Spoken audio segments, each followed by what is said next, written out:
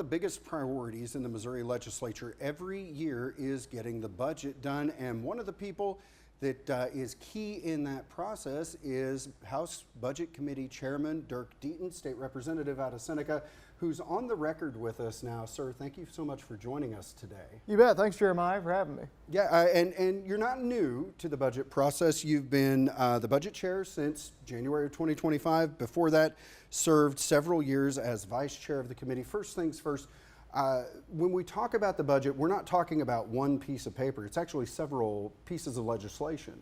Yeah, the operating budget makes up 13 budget bills, individual pieces of legislation that fund the various departments of state government. Department of Elementary Secondary Education, Higher Education, Department of Revenue, Department of Public Safety, the National Guard, so on. And then we usually have several capital improvements bills that funds building projects across the state for state government and higher education institutions, for example. Recently we've had a bill that funded the funds from the COVID pandemic spending bill from the Washington, D.C., funding they sent to us. So there's actually several budget bills that make up the state budget. And this isn't a process. I know officially the legislature's in session from January to May. This isn't a January to May process crafting this budget. It's really a year-long process. The departments, as soon as we finish one budget, they work on developing requests for the next budget. They submit those in October. They're public, and they go to the governor. And then he submits his budget to the General Assembly in early January. And then we take that and we go through it line by line with the departments, talk about their needs, what they're seeing, what we think they need. And then we develop a budget, and the House creates their version, the Senate creates their version. Ultimately, we got to agree on the same version, which goes to the governor's desk, and we pass it together just like any other piece of legislation. And you mentioned sending the budget to the governors. That's actually something that happened this week. Let's talk about this year's budget. How big is it? Yeah, it's about $48.7 billion for the operating budget for the departments of state government. You add the capital improvements bills in there, I think you do get a little over $50 billion, which is several billion dollars less than last year. So with the pandemic spending going away and with fewer surpluses than in years past, we are seeing state spending go down, and state government has to balance its checkbook just like Missouri families do, families here in Southwest Missouri do around the kitchen table. And so that's what state government's doing as well. And you and I have talked about this in previous interviews, where it really becomes this act of making sure that you're being fiscally responsible with the taxpayer money. That's right. It's a high calling, and people like myself are elected, and your senators and representatives. You send them to Jefferson City to make tough decisions, to prioritize your tax dollars. And just remember, state government, we don't create any wealth. We don't create things that people buy. The only thing we have are resources-wise is what we take from taxpayers through taxes. And so if we're taxing the people, we better do our level best to make sure it's going back in services that the people need, the people demand, that we're not taking any more and we're not spending any more than we need to. You mentioned the conference committee process working with the Senate. Walk us through that, because the Senate comes up with one version, the House comes up with another. What exactly happens in those conference committees? Well, yeah, the conference committee is made up of a number of representatives and senators from the House Budget Committee and the Senate Appropriations Committee. And where the versions of the budget differ, we have to work it out. And so between the two positions, we can do what the House did, we can do what the Senate did, and what often happens is we truly compromise. We'll meet somewhere in the middle, and then we come out of that and we pass those versions, and that's what goes to the governor's desk. Because the budget, again, just like any other piece of legislation, it only makes it to the governor's desk. It can only go into law if both the House and the Senate pass the same version. So that's what we do.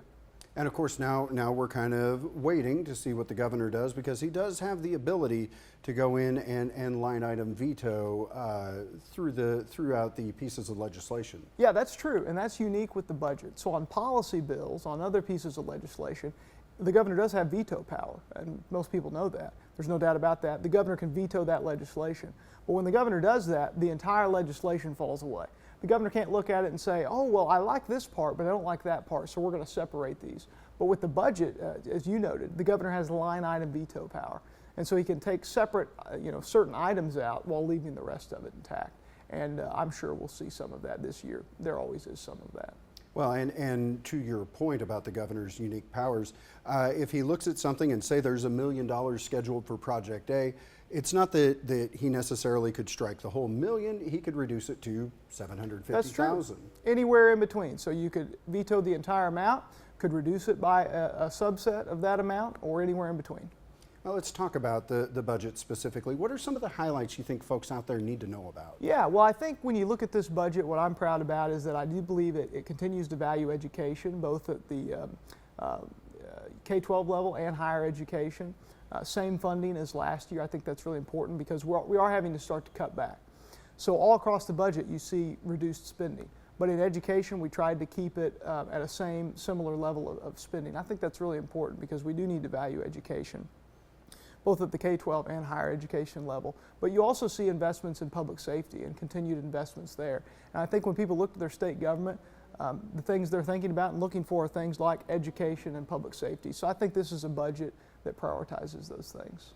Now, as you and I were talking before the interview, this budget does dip into a contingency fund, takes some money out of that, some money that had been stockpiled from years past, does it not? It does. It spends into the surplus, but I think that's why it's there, and hopefully spending it on some one-time needs and starting to bring spending down to balance it with revenues. We are cutting back on spending. There's more work that probably is left to be done for the next General Assembly, but we are spending less, and the money is there in the Treasury, and so it needs to be spent on things that are important to taxpayers, and I think we struck a good balance this year. Now, speaking of good balance, one of you were quoted in another publication this week as saying, this is a fiscally responsible budget for fiscal year 2027. Future years will have to be looked at individually. They may have to make different decisions. That's true. The surplus is going away, and there's probably only 1 year and maybe not even that of the amount of surplus we've had this year. So the General Assembly is going to have to continue to make tough decisions, continue to prioritize, and probably have to continue to further reduce spending. And I know there was some discussion in the legislature about forecasting, specifically with lottery revenue. But if I remember right, there was a comment from you that forecasting is what the budget process is about. Well, yeah, I mean, we forecast for all our sources of revenue. Individual income tax, corporate income tax, we don't have all that money in the bank today as we write the budget. So we forecast what we believe is going to come into the Treasury. Lottery did get a lot of conversation, and unfortunately in the last year or two, it didn't come in at the level we projected. And actually 2-3 years ago, it came in higher than it has the past couple years. And so lottery sales have been down. And so, trying to account for that as well, but I think it's also possible that sales could rebound. So it's always a conversation of what they're going to be, and projections are just that, they're projections. Well, and on the positive side, it's not just that when you all make projections, they come in on the low side. Sometimes they come in on the high side. For example, sports betting was expected to bring in $4.8 million in revenue for its entire first year, for a 12-month period. The reports are right now that it actually brought in $4 million in the first 4 months, which would seem to nearly triple what the forecast was. Yeah, you're right. And I think we have about $7 million of that fund source in the foundation formula for the next fiscal year. And so that's good news on that front. But yeah, sometimes you see revenues coming in above projections. We've seen that every year, first with medical marijuana, and then when it became recreational marijuana, that the tax revenues came in higher than what has been projected. So that happens as well. And this kind of goes back into those conversations that you're having throughout the year where you're trying to figure out exactly how much money will we have coming in. It's not like a normal job where I know exactly what my paycheck will be every couple of weeks. You're kind of guesstimating. Well, and again, and we don't budget just for a month, too, or 2 weeks at a time. We budget for an entire year, so that makes it difficult. You have to look out a bit more into the future. I'm just going to flat ask you, being involved with the budget process for this many years, I know somebody like me would make my head spin. Have you enjoyed it? I have enjoyed it. It's an honor and a privilege to serve in this capacity. It's tough work, but that's why the taxpayers, again, send us there, elect us to go there and make those tough decisions. So it's been an honor to serve the entire state of Missouri, but specifically the people of Southwest Missouri who sent me to Jefferson City to hopefully fight on their behalf and make decisions and give them a state government that they can be proud of. At some point, I want to have you back on to talk about your 8 years in office. You're not done just yet, but what advice would you have for the next House committee, the next House Budget Committee chair? Yeah, well, I mean, try to think like you're spending your own money because you're spending the taxpayers' money. I mean, sometimes you think it's easier to spend other people's money, but again, this is money we're taking from Missouri families. We need to make sure we're giving it back to them in necessary government services, that there's no fraud, waste, abuse, that you got to look for all those things, that you really try to, commit to putting in the time and the effort and give the people the government they deserve. Because we've got good people here, not just in Southwest Missouri, but all across the state, and they deserve appropriators, and that's what we've had in my time. I'm sure that's what the next General Assembly will be as well, that they'll dig in and do the hard work and make the hard decisions. And I'm glad you mentioned that right there, because I think obviously we're talking to you as chairman, but there is an entire team that works on this in the legislature. It's not one or two people sitting around crafting the budget. There are a lot of people, a lot of subcommittees. That's right. In the House, we've got over 30 members on the committee. It's the biggest committee in the House. There's the Senate Appropriations Committee is too, and they look at it. And then we have nonpartisan staff who helps all the members, and they're the ones doing the adding and subtracting and really doing a lot of the hard work behind the scenes and make us look good. And the process couldn't work without them. So I appreciate you mentioning that, Jeremiah, because that's an important note. And the staff that are behind the legislators, they're the unsung heroes of the legislative process. And one thing that I don't think a lot of folks realize, I know I didn't before I started getting involved in government reporting, a lot of these discussions, when we talk about developing a budget or crafting a new law, these discussions, they don't happen overnight. It's something that develops over a period of time. That's true. We're working on it all year round and taking input from citizens in the district and around the state, talking to other legislators and the stakeholders and even people in other states and how they're doing things, and always learning, always trying to find new and better ways to deliver state services. And one of those ideas that was floated out by you, I believe, this year, maybe changing how we fund higher education. That's true. Most people I bet don't realize that the way we fund higher education in the state of Missouri, 2 years and 4 years, public universities, nobody can really tell you why.